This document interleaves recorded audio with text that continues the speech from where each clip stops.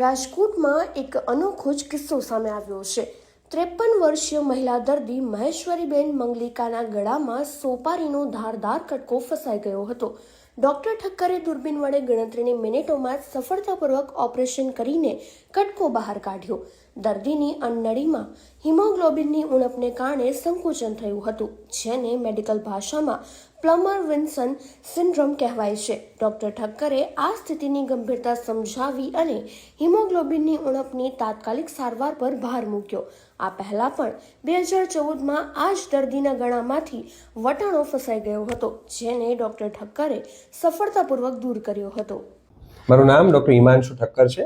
રાજકોટ સ્થિત અમારી કાનના ગળાની અને ડેન્ટલની સર્જિકલ હોસ્પિટલ આવેલી છે। તાજેતરમાં એક 53 વર્ષીય મહિલા જેમનું નામ હતું મહેશ્વરીબેન માંગલિકા, રાજકોટના રહેવાસી, ગઈકાલે રાત્રે ખાતા ખાતા સોપારીનો કટકો એમને ગળામાં ફસાઈ ગયો હતો।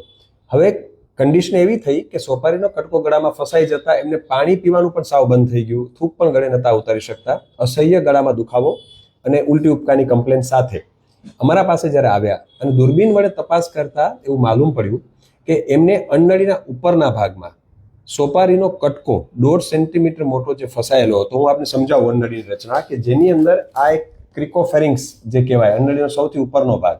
આપને પ્રશ્ન થશે કે નાના બાળકો ગળી જાય ત્યારે તો આવું બને, પરંતુ મોટા વયોવૃદ્ધમાં પણ આવી તકલીફ થઈ શકે, કારણ કે એમને અન્નળીનો ઉપરનો ભાગમાં સ્ટ્રક્ચર હતું અને હિમોગ્લોબિનની ઉણપ જેમાં એનિમિયા કહેવાય એને લીધે સ્ટ્રક્ચર ફોર્મેશન થઈ ગયું હતું અને મેડિકલ ટર્મિનોલોજીમાં એને પ્લમ્બર વિન્સન સિન્ડ્રોમ કહેવાય। આવા દર્દીઓમાં ખાસ કરીને આપ માર્ક કરો તો જ્યારે કોઈ પણ વસ્તુ ખાવા જાય, આવી કોઈ સોપારીનો કટકો છે, વટાણાનો દાણો છે, સિંગદાણો છે, કારણ કે અન્નળીનો ડાયામીટર ખૂબ જ નાનો હોય અને એમાં એ ફસાઈ જાય, ત્યારે આવી ગંભીર પરિસ્થિતિ ઉત્પન્ન થાય। હું આપને બતાવું કે જે આ 1.5 સેન્ટીમીટર મોટો સોપારીનો કટકો આ ધારદાર અન્નળીની દિવાલ સાથે ચોટેલો હતો। ખાસ તકેદારી બાબત એ હતી કે જો આ કાઢતી વખતે પણ જો આ ધાર ઘસાય તો અન્નળીની દિવાલને ડેમેજ કરે અને અન્નળીની દિવાલમાં કાણું પણ પડી શકે, એટલે એક રિસ્કી કેસ હતો જેને ઇસોફેગોસ્કોપી એટલે દૂરબીન વડે આ કાઢી આપવામાં આવ્યો છે। દર્દીની હાલત એકદમ સ્ટેબલ છે। હું આપને બતાવું તો અન્નળીનો જે ઉપરનો ભાગ છે એમાં સોપારીનો કટકો ફસાયેલો હતો, અહીંયા એકદમ ધારદાર અહીંયા દિવાલ સાથે અન્નળીની ચોટેલો હતો।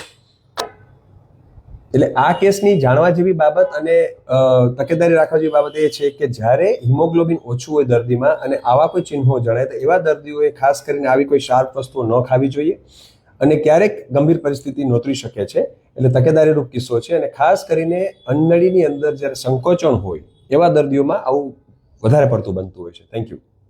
આ મારા મમ્મી છે, તેમનું નામ મહેશ્વરીબેન માંગલિકા છે।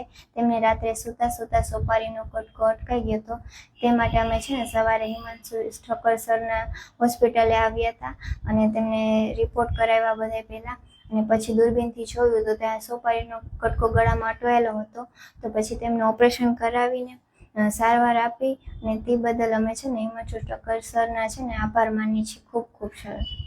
અને આની પહેલાં છે ને 2014માં પણ તેમને આવી જ રીતે વટાણો સલવાઈ ગયો હતો, તો અમે આવી જ રીતે હોસ્પિટલ આવ્યા હતા હિમાંશુ ઠક્કર સરના, તો તે પણ સરસ રીતે ઓપરેશન કરીને દૂરબીનથી જોઈને કાઢી આપ્યું હતું, એટલે તે બદલ અમે હિમાંશુ ઠક્કર સરનો આભાર માનીએ છીએ। તેમની સારવાર ખૂબ સરસ છે।